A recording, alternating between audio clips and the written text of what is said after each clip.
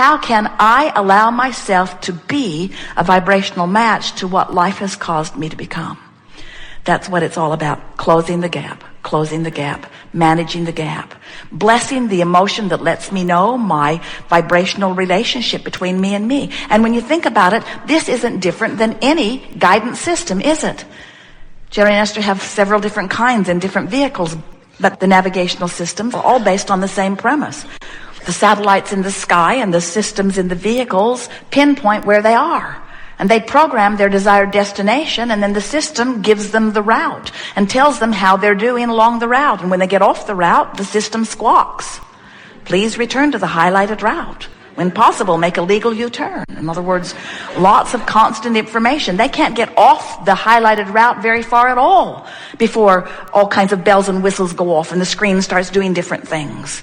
In other words, the guidance system is working, and it is based upon two factors: where you are in relationship to where you said you want to go.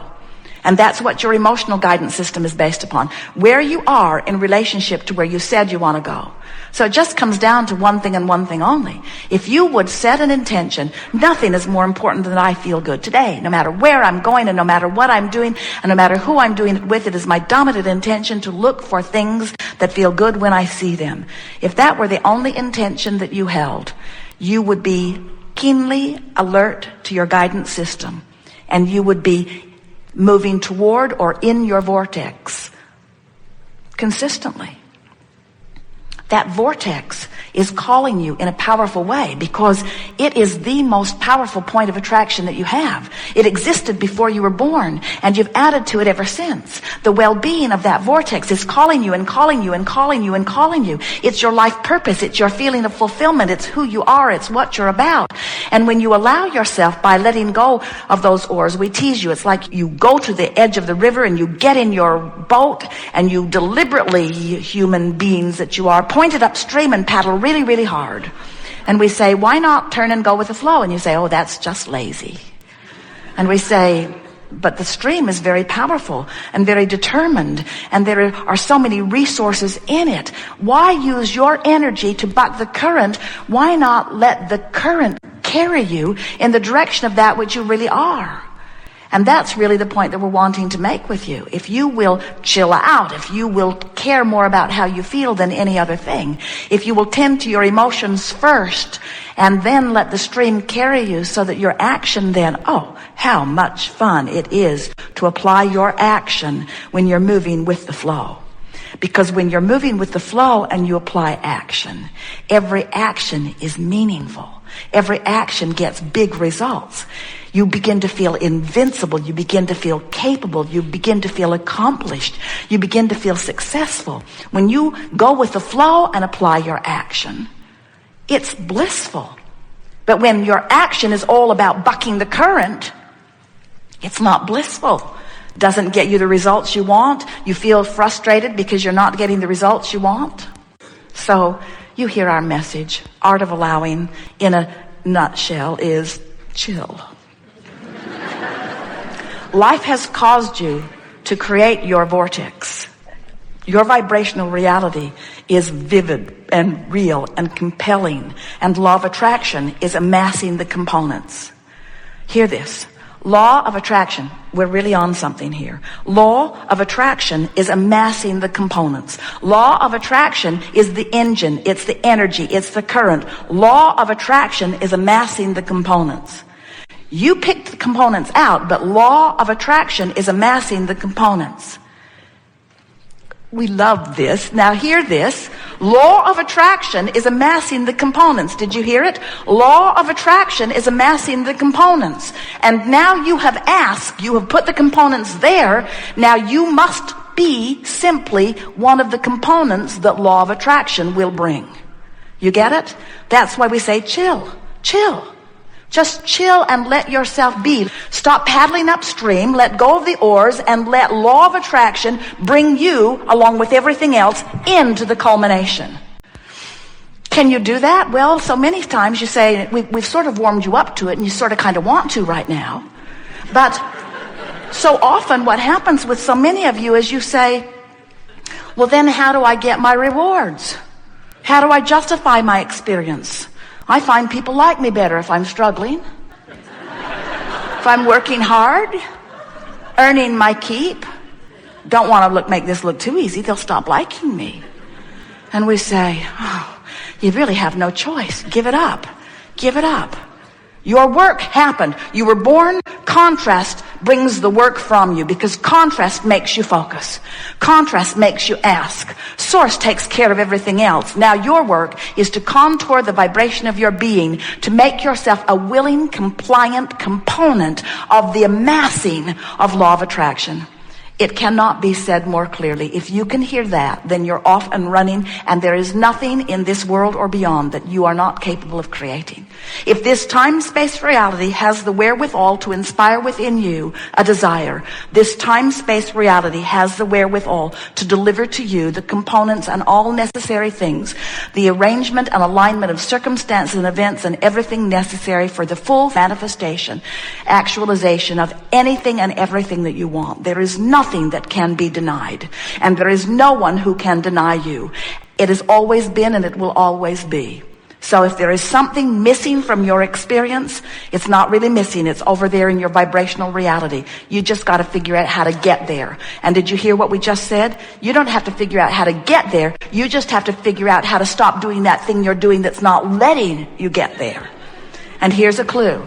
Every time you're doing that thing you do that is keeping you from going, you feel negative emotion every time. So when you feel negative emotion, stop it.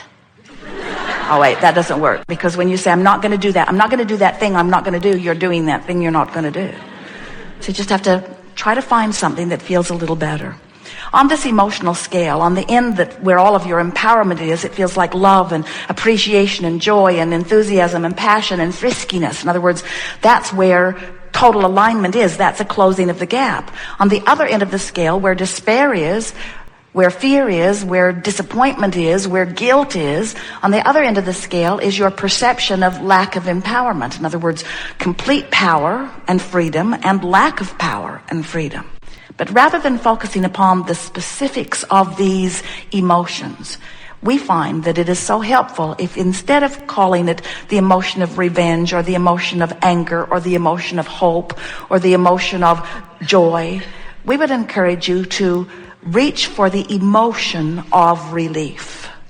Because the emotion of relief is a relative thing. And when you reach for the emotion of relief, you're reaching as far as you can reach from where you are. And when you feel relief, you've made the move.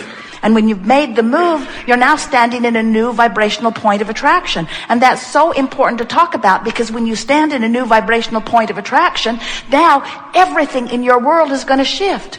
When you move just a little bit, when you move from ornery to a little less ornery, you have different vibrational characteristics and different people will rendezvous with you. Do you know that when you hang out in a certain vibration along the scale, everything in your life is reflected by that vibration? The people you rendezvous with in traffic, how the people treat you in hotels, the lines you stand in when you're buying merchandise, even the way your physical body functions. Do you know that everything that comes to you, the way your life unfolds on a day-to-day, moment-to-moment basis, every relationship you have with every single person is all about where you are along this emotional scale? So if we were standing in your physical shoes and we were feeling despair, we'd want relief, and we would find it in revenge. And if we were in revenge, we'd want relief, and we would find it in anger. And if we were consistently angry, we'd want relief, and we would find it in less anger. And if we were consistently sort of kind of ornery, we would want relief, and we would find it in frustration. And if we were consistently frustrated and overwhelmed, we would reach for relief, and we would find it in hope. And if we were consistently hanging around hopeful, we would reach for relief, and we would find it in belief. And if we were hanging around believing that things could happen, we would reach for relief, and we would find it in knowing. And if we were hanging around consistently in the vibration of knowing, we would reach for relief, and we would find it in more knowing. We would find it in ecstasy. We would find it in chronic knowing well-being. In other words, there is no limit to the amount of relief that you can find. We're not kidding you. Every day, from our expanded view of the resources of all of this magnificent universe of which you are a very big part, we consistently find even better feeling thoughts. The source within you is expanding because of the life that you are living as you are living the contrast, which means you are constantly becoming more. You got to keep up with you. That's why you can't compare the life that you're living with the life that anybody else is living, because it's irrelevant. Have you ever met happy people that as you looked at the way they were living, you thought you have no business being happy? You shouldn't be happy. Look at your wife. You shouldn't be happy. Look at where you live. In other words, you don't even have running water into this village. What are you doing being happy? Let me show you how you're supposed to live. Look at your religion. How could you be happy in your religion? Your religion is bogus. You need running water, a different wife, and a different religion in order to be happy. And I have the book that shows you how to accomplish all of that. You cannot do that with another people, with another nation, with another neighbor. You cannot know, because they have their own vibrational relationship. Their life has caused them to be whatever it has caused them to be. And the way they feel is about them keeping up to speed with their gap. Which brings us to the last thing that we want to say before we open this to the magnificence of your questions, and that is, this is the most important component of understanding the art of allowing. We'll be brief and loving. Mind your own business.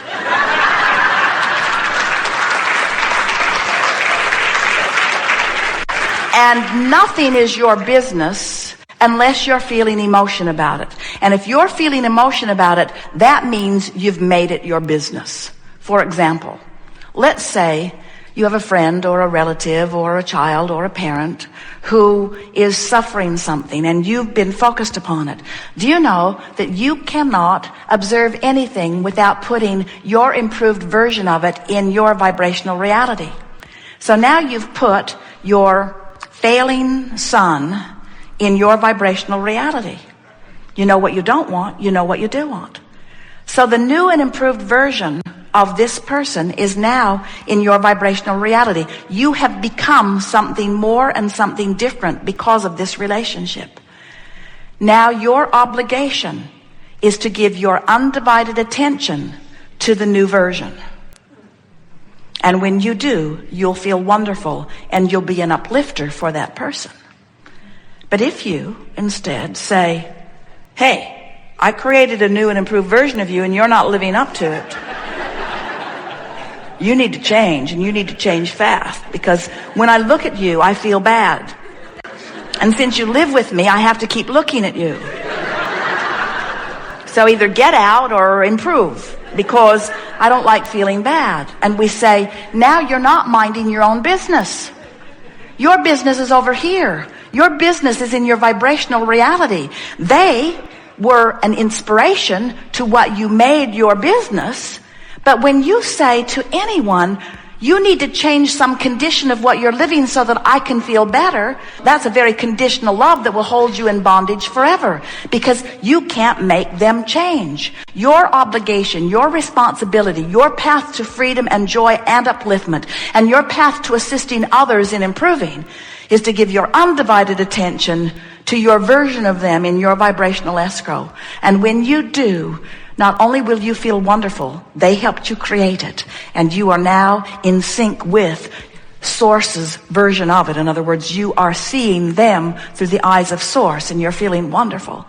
Not only will you feel wonderful, but now you will be offering one single vibrational beam, not split energy, one single powerful vibrational beam, that anytime they get anywhere near the vicinity of it, you will help them to feel it more. Haven't you ever had someone in your life who saw your value, who knew you could do it even when you didn't? And didn't it feel good just to be in their presence? Don't you just feel good knowing, don't you believe in yourself a little more when someone that you admire believes in you? But we gotta say, they learned something, because they can't believe in who you are becoming if they are looking at who you are. A woman said to us one day when we gave her this important piece of information, but my son, won't he feel I am forsaking him? If I'm not there with him, complaining with him. And we say, no one will feel forsaken when you've put them in your vibrational reality and you're giving your undivided attention to the success and value of that which they are.